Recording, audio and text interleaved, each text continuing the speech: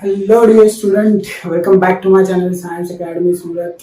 This is Sagar Patil, your physics faculty, and today we will going to start off part 2 of our parallel plate capacitance.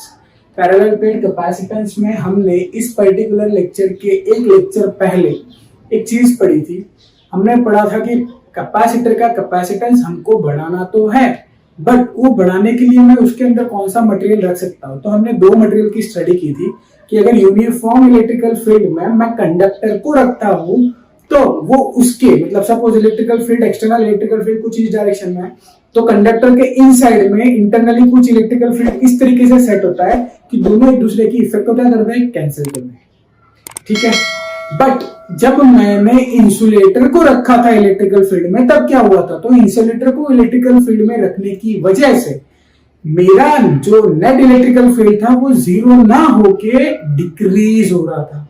मतलब conductor में तो दोनों opposite direction में तो net electrical field zero हो जाएगा, but insulator में क्या होता है, तो इंसुलेटर में जो मेरा एक्सटर्नल इलेक्ट्रिकल फील्ड है उसके अगेंस्ट में इंटरनल साइड में इंसुलेटर के अंदर के डायरेक्शन में कुछ ऐसा इलेक्ट्रिकल फील्ड सेट होता था कि नेट इलेक्ट्रिकल फील्ड जीरो ना हो कि क्या हो, डिक्रीज हो।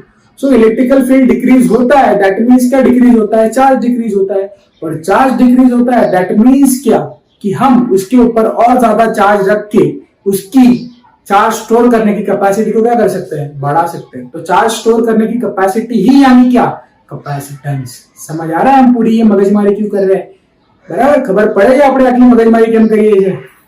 चल सो देखो और समझो क्या किया मैंने, डाइलेक्ट्रिक को रखा है कहां पे, ये देखो ये फिगर समझ लो। पहले मैं कैपेसिटर लेता था, अगर मैं डायरेक्टली कैपेसिटर की दो प्लेट ले लूं तो मुझे क्या करना पड़ेगा, C = एप्सिलॉन 0A/d। उस फॉर्मूले के हिसाब से ऐसी प्लेट लेनी पड़ेगी कि जिसका क्रॉस सेक्शन एरिया बहुत बड़ा हो और उसके बीच का डिस्टेंस बहुत ही छोटा हो। क्या फिजिकली पॉसिबल है, नहीं है। इसके लिए मैं क्या करता था, कैपेसिटर के प्लेट के अंदर कोई ना कोई मटेरियल रखता था। तो वो मटेरियल कौन सा था, इंसुलेटर। तो इंसुलेटर या फिर डाइलेक्ट्रिक। तो डाइलेक्ट्रिक के कितने टाइप थे, दो। कौन से, पोलर डाइलेक्ट्रिक और non polar dielectric. Polar dielectric यानी क्या, तो पोलर डाइलेक्ट्रिक यानी ऐसा डाइलेक्ट्रिक जिसमें परमानेंट डाइपोल मोमेंट प्रेजेंट हो। ठीक है, यानी जिसमें प्लस और माइनस पहले से ही बने हुए हो, उसको कहते हैं पोलर। और नॉन पोलर यानी क्या, नॉन पोलर यानी ऐसी चीज जिसमें प्लस और माइनस एक दूसरे के ऊपर कोइंसाइड हो। ठीक है, तो अभी इस पर्टिकुलर केस में मुझे कौन सा डाइलेक्ट्रिक लेना है, that is non polar dielectric material. कौन सा, फिर एक बार, नॉन पोलर डाइलेक्ट्रिक मटेरियल। तो देखो आपको अगर ये थ्योरी पूछी जाए एग्जाम में तो आप क्या लिखोगे कि पर्टिकुलरली मैंने एक कैपेसिटर लिया है, उस कैपेसिटर को इनिशियली बैटरी के साथ जोड़ा है, बैटरी के साथ जोड़ूंगा तो ये चीज चार्जिंग होगी, कैपेसिटर क्या होगा, चार्जिंग होगा। अब आपको कंसेप्ट को समझना है, क्या चार्जिंग वन शॉट में सारी हो जाती है, आप मोबाइल लगाते ही 100% हो जाता है, नहीं ना। कैसे होता है, ग्रेजुअली होता है। वैसे इसकी चार्जिंग भी कैसे होगी, ग्रेजुअली होगी। ठीक है, और इस ग्रेजुअली होने वाली चार्जिंग में मैं डाइलेक्ट्रिक स्लैब रखूंगा, और ये जो डाइलेक्ट्रिक स्लैब है वो कौन सा है, non polar dielectric slab. Non polar dielectric slab. ठीक है, समझ आ रहा है। चलो तो यहाँ पे हम दो कंडीशन लेते हैं। पहली कंडीशन लेते हैं कि सपोज इस प्लेट के अंदर, कैपेसिटर के प्लेट के अंदर कोई मटेरियल ही नहीं है, ये कोई इंसुलेटर वाला पोर्शन ही नहीं है, तब इसकी इलेक्ट्रिकल फील्ड कितनी होगी। तो हमने पढ़ा है, यहाँ पे लिखेंगे हम कि electrical field during absence of, किसके अब्सेंस में, तो अब्सेंस ऑफ डाइलेक्ट्रिक स्लैब। जब डाइलेक्ट्रिक स्लैब नहीं होगा तब एक्सटर्नल फील्ड को हम लेते हैं E0, that is sigma not upon epsilon not. Sigma upon epsilon not. Sigma क्यों लिया, बिकॉज इसकी देखो सरफेस चार्ज डेंसिटी मैंने कितनी ली है, सिग्मा, और ए क्या है, तो ये दोनों प्लेट का सेम क्रॉस सेक्शन है। ठीक है, सो दैट इज ए। तो इलेक्ट्रिकल फील्ड जब प्रेजेंट नहीं था तब इलेक्ट्रिकल फील्ड बोल रहा हूं, कंफ्यूज आ जाता है बच्चा। ठीक है, चलो electrical field during absence of dielectric slab, यानी ये बीच में डाइलेक्ट्रिक स्लैब नहीं था तब कितने इलेक्ट्रिकल फील्ड पैदा हुआ, दैट इज E0, और उसकी वैल्यू कितनी आई, सिग्मा अपॉन एप्सिलॉन नॉट। ठीक है, चलो अब मैंने क्या किया, बाहर से डाइलेक्ट्रिक स्लैब उठा के धबाक करके इसके अंदर डाल दिया। ठीक है, तो डाइलेक्ट्रिक स्लैब डाला मैंने बच्चों, तो क्या हुआ चीजों को समझो। देखो जितना समझोगे ना उतना अच्छे से लिख पाओगे और हमेशा के लिए याद हो जाएगा। देखो डाइलेक्ट्रिक स्लैब आके मैंने इसमें रखा, चार्जिंग तो मेरी चल ही रही है। जैसे ही ये पहला चार्ज इसके ऊपर चढ़ा, ये प्लस और ये माइनस इसके ऊपर चढ़ा, इसने क्या किया, इस हिस्से में आने वाले जो भी नॉन पोलर थे, ये जो भी नॉन पोलर डाइलेक्ट्रिक मटेरियल था, उस नॉन पोलर डाइलेक्ट्रिक मटेरियल के ऊपर क्या लगाया, फोर्स। क्यों, सीधी सी बात है यार, plus two minus electrical field लगेगा, जिस डायरेक्शन में इलेक्ट्रिकल फील्ड लगेगा उसी डायरेक्शन में क्या लगेगा, electrostatic force. And because of that force जो पोलर और नॉन पोलर जो एक जगह पे कोइंसाइड थे ना, ठीक है, नॉन पोलर में जो एक जगह पे कोइंसाइड थे ना प्लस और माइनस, उसको उसने क्या किया, धक्का लगा के अलग कर दिया। तो देखो plus minus separated, plus minus separated, plus minus separated. ये प्लस था तो इसके पास माइनस सेट हुआ, ये माइनस था तो इसके पास प्लस सेट हुआ। इसी तरीके से दूसरा चार्ज आया तो ये सेपरेट हो गया, तीसरा आया तो ये सेपरेट, चौथा आया तो ये सेपरेट।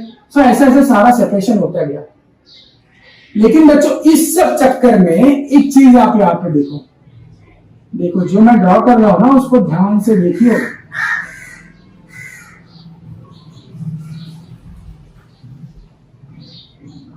दिखा, इस पर्टिकुलर रेक्टेंगल के इनसाइड में चेक करो, देखो plus minus cancel, plus minus cancel, same सब कैंसिल हो गया। तो बचा क्या, देखो यहां पे प्लस और यहां पे माइनस। सो प्लस माइनस क्या लगेगा रे बच्चा, क्या लगेगा, इलेक्ट्रिकल फील्ड। तो ये इलेक्ट्रिकल फील्ड लगाएगा किस डायरेक्शन में, ये प्लस है या माइनस है, तो इलेक्ट्रिकल फील्ड की डायरेक्शन क्या होती है, प्लस टू माइनस। सो कुछ इस डायरेक्शन में इलेक्ट्रिकल फील्ड लगेगा। ठीक है, और ये कहां लगेगा, ये इलेक्ट्रिकल फील्ड डाइलेक्ट्रिक स्लैब के अंदर। तो एक्सटर्नल इलेक्ट्रिकल फील्ड के अगेंस्ट में इंटरनल इलेक्ट्रिकल फील्ड यहां पे लगा E। तो मेरा नेट इलेक्ट्रिकल फील्ड कितना हो जाएगा, कितना हो जाएगा आप ही बताओ।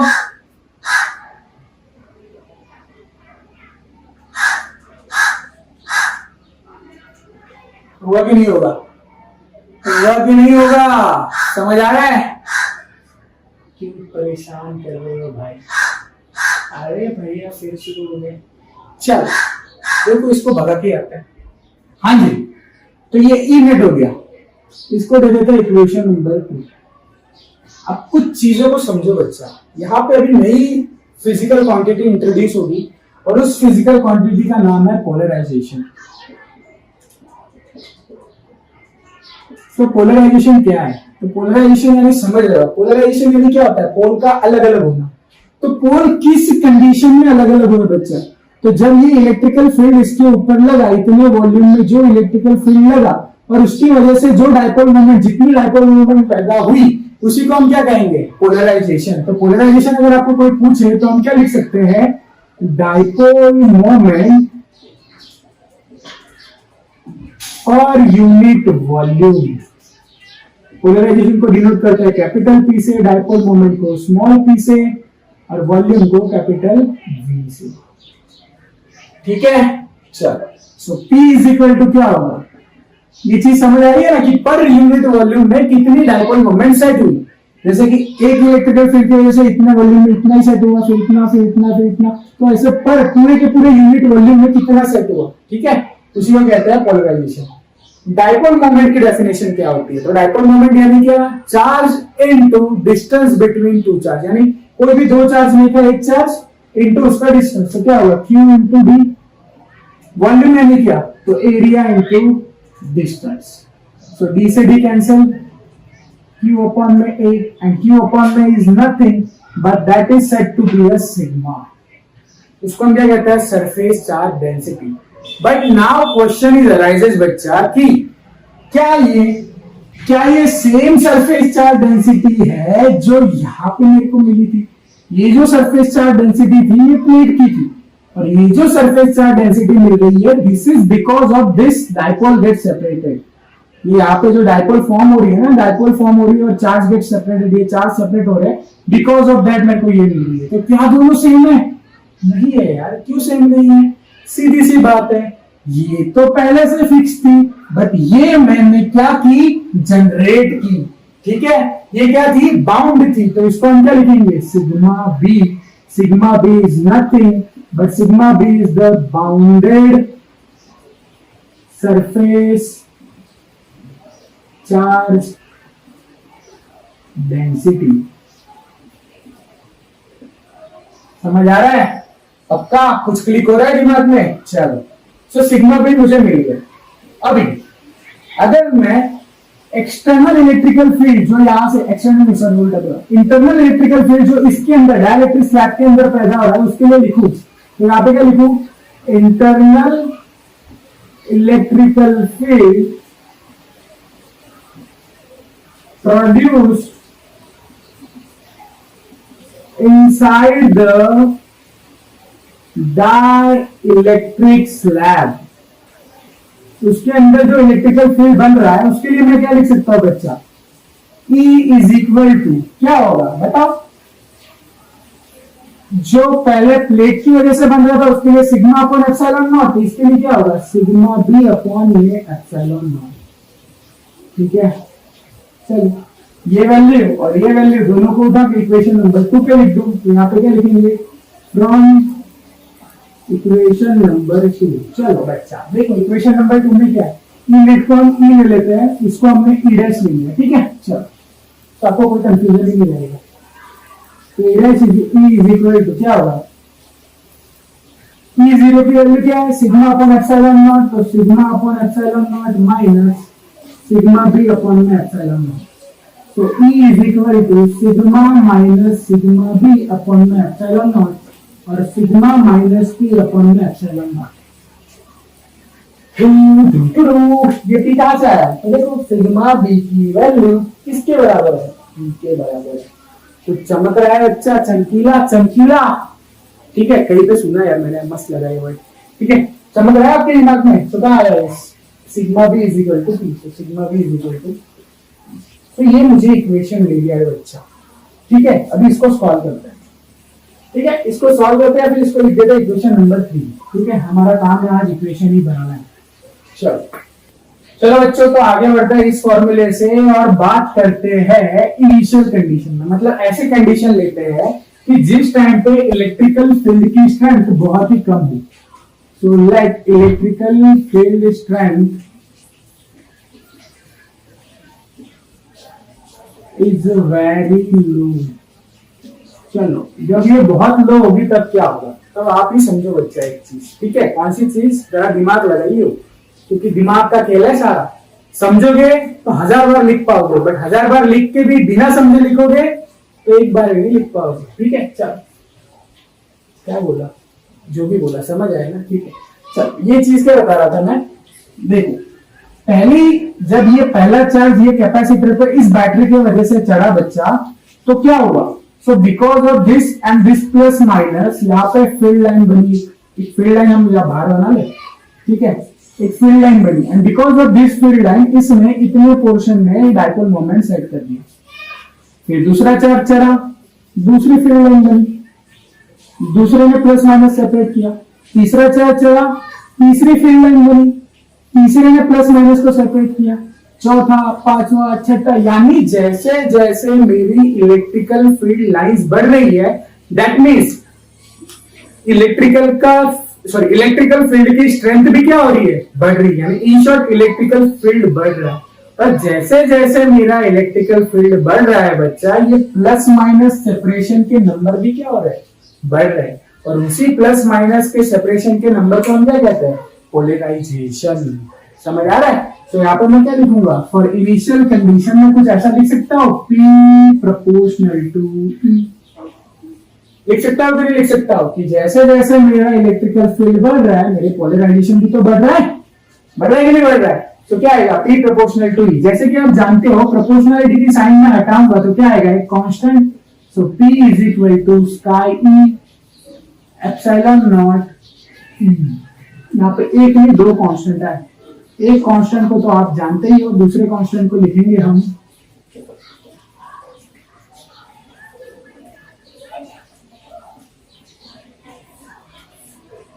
dielectric susceptibility। susceptible, what is the meaning of susceptible? Susceptible is nothing but susceptible is said to be a tolerance power. आप किसी भी चीज को कितना टोलरेट कर सकते हो, आपके टोलरेट करने की वही पावर को हम क्या कहते हैं, ससेप्टिबिलिटी। क्या कहते हैं, ससेप्टिबिलिटी। समझ आ रहा है, क्लिक हो रहा है दिमाग में, पक्का। चलो यहां तक आप स्क्रीनशॉट ले लो, क्योंकि अभी तो जगह खत्म हो चुकी है मेरे पास, तो आप स्क्रीनशॉट ले लो, फिर आगे इसी फॉर्मूले को डिराइव करते हैं, ठीक है। चलो बच्चों तो आगे बढ़ते हैं, इक्वेशन 3 को लेते हैं। सो इक्वेशन 3 के ऊपर से हम क्या लिख सकते हैं, हम कुछ ऐसा लिख सकते हैं, epsilon 0 E is equal to sigma minus P. हाँ जी, देखो epsilon 0 E into sigma minus P, ठीक है। चलो पी की वैल्यू मुझे पता है, देखो क्या आई, पी की वैल्यू आई बच्चा स्काई ई एप्सिलॉन नॉट ई। चलो आ गई, अरे यार किस लोचा हो गया क्या, हाँ जी इसको माइनस कर देते हैं, इसको प्लस सिग्मा लिख देते हैं, ये रह गया है ना, ठीक है। चलो इसको पूरा का पूरा इधर भेज दो, तो क्या आएगा, epsilon not E plus chi E epsilon not E is equal to sigma. हाँ जी देखो अभी क्या आएगा, क्या कॉमन निकलेगा, epsilon not E common, 1 plus chi E is equal to sigma, ठीक है। चलो बट यहाँ पे एक चीज दिख दो आपको, but epsilon not 1 plus chi E is nothing but that is said to be epsilon. Epsilon यानी क्या, किसी भी मीडियम की परमिटिविटी। क्या, फिर से एक बार, किसी भी मीडियम की परमिटिविटी। चलो एप्सिलॉन हो जाता है इसकी जगह पे, तो यहाँ पे क्या आएगा, ई एप्सिलॉन अपॉन में सिग्मा। सिग्मा की वैल्यू क्या है, देखो ई नॉट एप्सिलॉन नॉट, तो यहाँ पे लिख सकता हो E epsilon is equal to E not epsilon. चलो इसको क्या लिख सकते हैं, E is equal to E zero divided में लिख सकते हैं, हा हा हा हा हा, कुछ मिला ही, ई कहाँ है, ये क्या दिखाता है, ई जीरो यानी क्या था, एक्सटर्नल इलेक्ट्रिकल फील्ड, ई यानी क्या था, इंटरनल इलेक्ट्रिकल फील्ड। तो मेरा जो डाइलेक्ट्रिक डालने के बाद इंटरनल इलेक्ट्रिकल फील्ड है बच्चा, वो एक्सटर्नल इलेक्ट्रिकल फील्ड को के टाइम्स काटता है, बट व्हाट इज के, के इज नथिंग बट चैप्टर 1 में हमने पढ़ा था ना, क्या पढ़ा था चैप्टर 1 में, एफ अपॉन में F M is equal to epsilon upon epsilon not is equal to epsilon R is equal to K. पढ़ा था कि नहीं, कि एप्सिलॉन अपॉन एप्सिलॉन नॉट यानी relative permittivity, and relative permittivity is nothing but dielectric constant, तो वही है ये डाइलेक्ट्रिक कांस्टेंट। इसका मतलब क्या है कि सपोज मैं एक डाइलेक्ट्रिक मटेरियल लेता हूं जिसका डाइलेक्ट्रिक कांस्टेंट 4 है, ठीक है, और एक्सटर्नल इलेक्ट्रिकल फील्ड लेता हूं 100।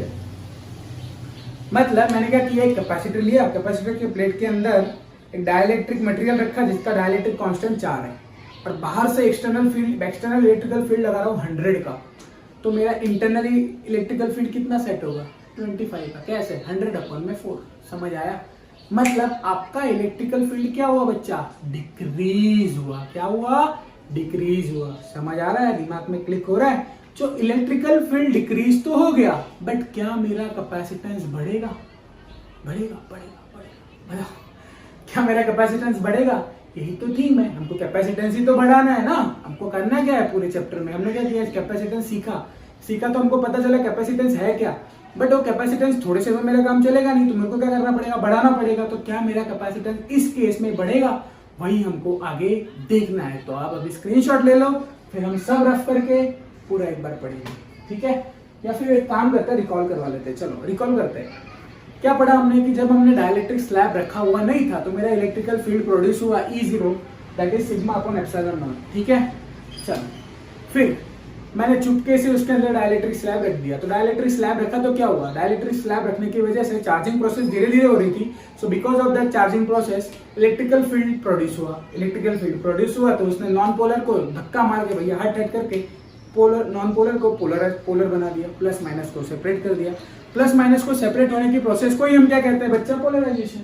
तो फिर पोलराइजेशन पिक्चर में आया कि पर यूनिट वॉल्यूम में कितनी dielectric moment, dipole moment set हो रही है, उसी को हम कहते हैं पोलराइजेशन। तो ये था QD अपॉन AD, तो उसको सॉल्व किया तो मेरे को मिला sigma B. Sigma B is nothing but sigma B is bounded surface charge density. वो क्या थी? बाउंड थी, तो सिग्मा बी बाउंडेड मुझे मिल गई। बाउंडेड सरफेस चार्ज डेंसिटी मिली तो नेक्स्ट मेरा क्वेश्चन बना कि भैया डाइलेक्ट्रिक स्लैब के अंदर के साइड में कितना इलेक्ट्रिकल फील्ड प्रोड्यूस होगा, तो वो कितना होता था? Sigma B upon epsilon not. जबकि कैपेसिटर के दो प्लेट की वजह से कितना इलेक्ट्रिकल फील्ड प्रोड्यूस होता, तो क्या? इतना, सिग्मा अपॉन एप्सिलॉन नॉट। फिर मुझे पता चला कि एक्सटर्नल इलेक्ट्रिकल फील्ड के अपोजिट डायरेक्शन में इंटरनल इलेक्ट्रिकल फील्ड सेट हो रहा है, तो मैंने दोनों का माइनस कर दिया, तो उसके ऊपर से मुझे ये इक्वेशन मिला sigma minus P upon epsilon not. फिर मैंने सोचा कि भैया सपोज इलेक्ट्रिकल, मैंने यानी साइंटिस्ट हूं ना, सारे केस में मैं कुछ नहीं सोच रहा, ठीक है, मैं सिर्फ बना बनाया पढ़ा रहा हूँ। चल, तो समझते हैं कि जब इलेक्ट्रिकल फील्ड की स्ट्रेंथ बहुत कम थी तब क्या हो रहा था, तो भैया जैसे जैसे इलेक्ट्रिकल की फील्ड लाइंस बढ़ रही थी, मेरी डाइपोल क्या हो रही थी? सेपरेट होना चालू हो रही थी, बढ़ रही थी। तो जैसे जैसे इलेक्ट्रिकल फील्ड बढ़ रहा था, पोलराइजेशन बढ़ रहा था, तो दोनों एक दूसरे के प्रोपोर्शनल में। जैसे प्रोपोर्शनलिटी हटाऊंगा क्या आ जाएगा? स्काई एप्सिलॉन नॉट ई, ठीक है। इसी वैल्यू को होगा इस इक्वेशन में रखा और इसको सॉल्व किया तो मुझे यहाँ पे कुछ ऐसा मिला, एप्सिलॉन नॉट ई 1 प्लस काई इंटू सिग्मा, ठीक है। But E0 1 plus chi E, sky यानी क्या होता है? तो dielectric susceptibility. Susceptibility is nothing but that is said to be a tolerance power, तो वही टॉलरेंस पावर था, इसी को हम कहते हैं एप्सिलॉन। एप्सिलॉन यानी किसी भी मीडियम की परमिटिविटी, तो उसी चीज को मैंने यहाँ पे लिख दिया इज इक्वल टू सिग्मा। यहाँ से सिग्मा की वैल्यू देखो, E not epsilon not, E not epsilon not, इसको सही से लिखा तो एप्सिलॉन नॉट सॉरी E0 या फिर E not upon epsilon not, और epsilon upon epsilon not is equal to dielectric constant. That means क्या? इसने एक्सटर्नल इलेक्ट्रिकल फील्ड को काट दिया, काट के क्या कर दिया? कम कर दिया, ठीक है। इलेक्ट्रिकल फील्ड हमारा यहाँ पे कम हो चुका है, तो आप भी स्क्रीनशॉट ले लो, फिर हम कैपेसिटेंस को बढ़वाते हैं।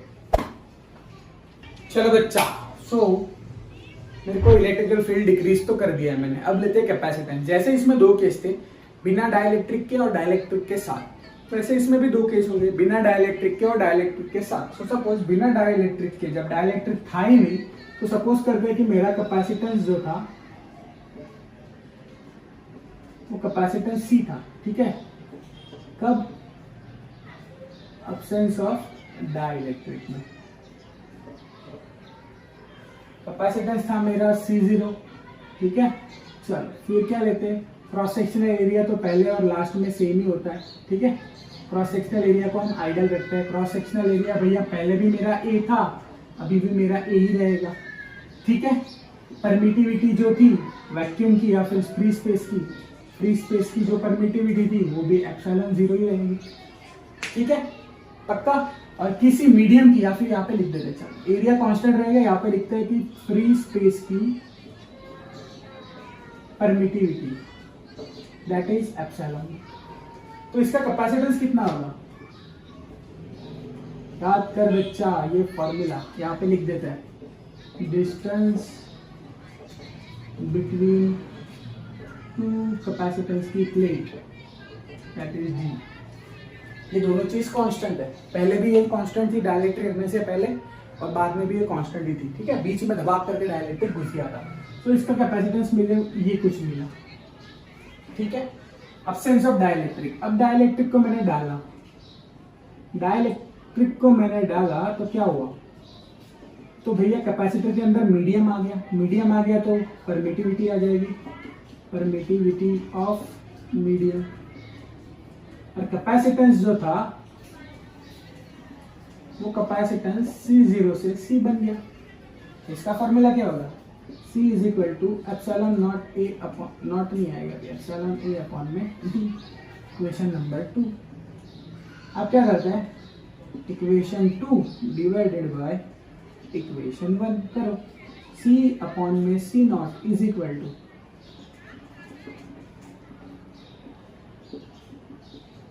ये देखो a बाई डी कैंसिल, तो क्या बचा? C अपॉन में C not is equal to epsilon not upon में एप्सिलॉन, ठीक है। इसको ढंग से लिखते हैं तो क्या आएगा? C अपॉन में C not is equal to 1 upon कुछ गलती तो नहीं हुआ? हाँ गलती हुआ ना, देखो सी की वैल्यू क्या है, एप्सिलॉन ए है ना, तो यहाँ पे एप्सिलॉन आएगा, यहाँ पे एप्सिलॉन 0, ठीक है। और एप्सिलॉन अपॉन एप्सिलॉन 0 यानी क्या होता है, के होता है, तो यहाँ पे आएगा के।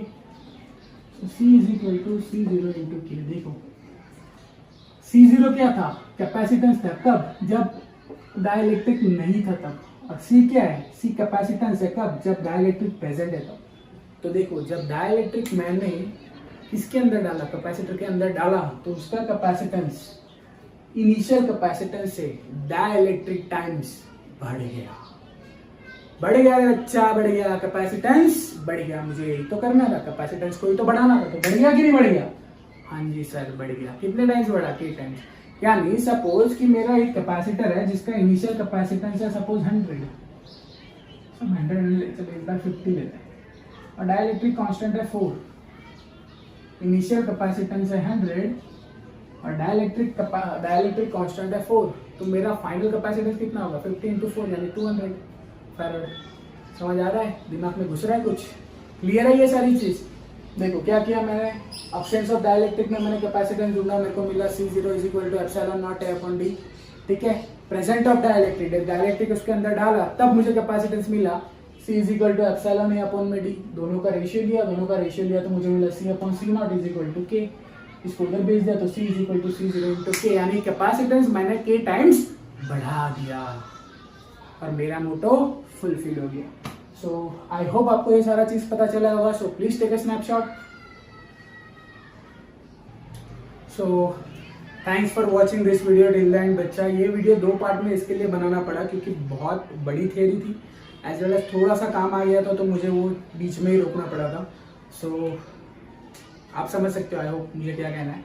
सो ये दूसरा पार्ट है, कोई नहीं, उसी से हमने आगे कंटिन्यू किया है। सो आई होप आपको ये सारा पता भी चला होगा। अगर पता चला है तो प्लीज सब्सक्राइब द चैनल और share with your friends as well. और कोई भी डाउट है तो मैंने आपको ऑलरेडी मेरा फेसबुक आईडी, इंस्टा आईडी मैंने डिस्क्रिप्शन बॉक्स में दिया हुआ है। आपको इस पर्टिकुलर लेक्चर की सारी नोट भी डिस्क्रिप्शन बॉक्स में मिल जाएगी, आप वहाँ से इसकी हैंड रिटन नोट्स भी ले सकते हो।